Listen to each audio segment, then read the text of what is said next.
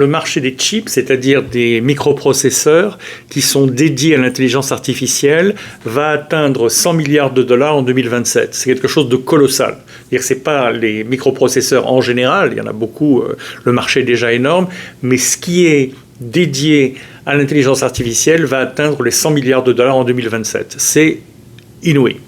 Bonjour à tous, en direct de New York, comme chaque jour, une vidéo pour vous expliquer le business, la finance, le management, la fintech, mais aussi beaucoup d'intelligence artificielle qui rentre dans tous ces domaines du business, de l'activité humaine, scientifique, au travail, dans le business, dans la finance, etc.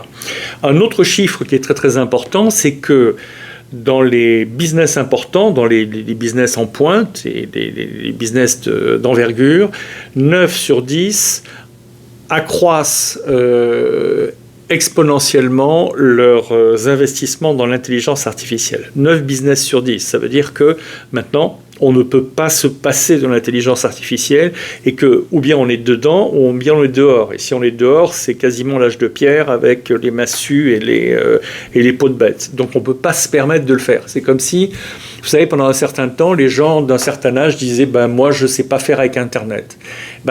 Certains sont partis dans l'autre monde et puis d'autres sont restés et ils ont appris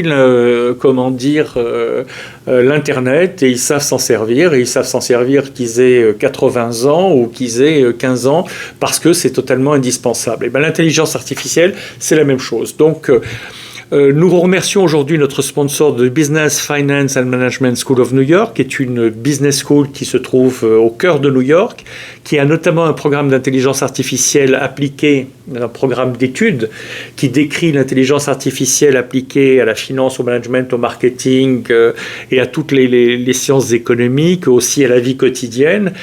À l'éthique également, est-ce que l'intelligence artificielle est morale? Oui, non. Et si oui, à quelles conditions?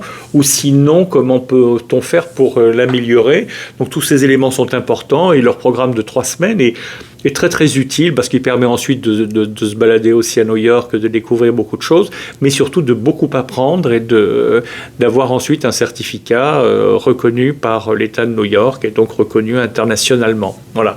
Alors, dans dans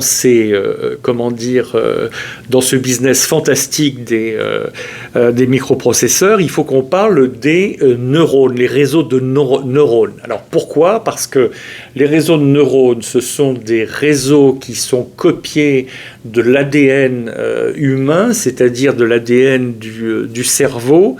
Et comment est-ce qu'on connecte ces neurones qui ont un fonctionnement différent de celui des ordinateurs comme la quantum physics et les ordinateurs quantiques sont en train d'apparaître, la notion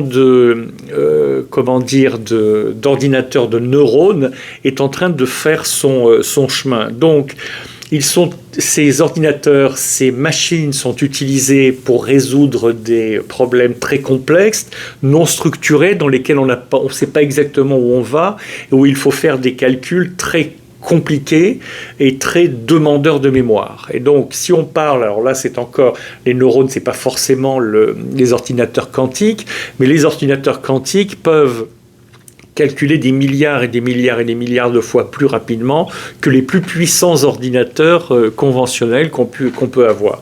Les neurones, c'est quelque chose qui fonctionne différemment. Les réseaux de neurones artificiels sont utilisés dans beaucoup de domaines, notamment dans la reconnaissance d'images et la reconnaissance vocale, où on a besoin de beaucoup de mémoire et d'agilité de mémoire. C'est aussi les réseaux de neurones artificiels sont utilisés aussi pour la prédiction des prix immobiliers. C'est assez étonnant, mais c'est ce qui se passe.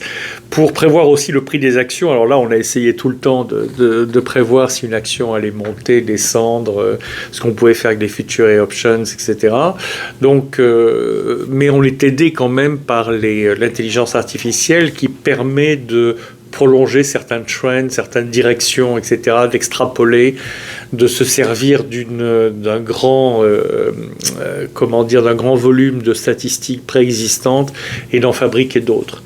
Les réseaux de neurones artificiels sont aussi utilisés, c'est très intéressant, pour la prédiction du risque de maladies cardiaques et d'autres maladies chroniques.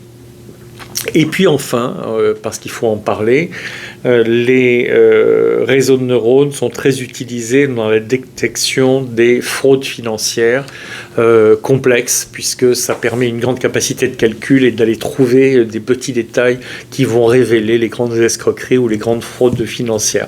Voilà, et ben écoutez, j'espère que vous avez appris quelque chose dans ces réseaux de neurones et d'intelligence artificielle, parce qu'on en apprend tous les jours et ça se développe à une telle vitesse. Donc je vous donne rendez-vous demain pour la prochaine vidéo.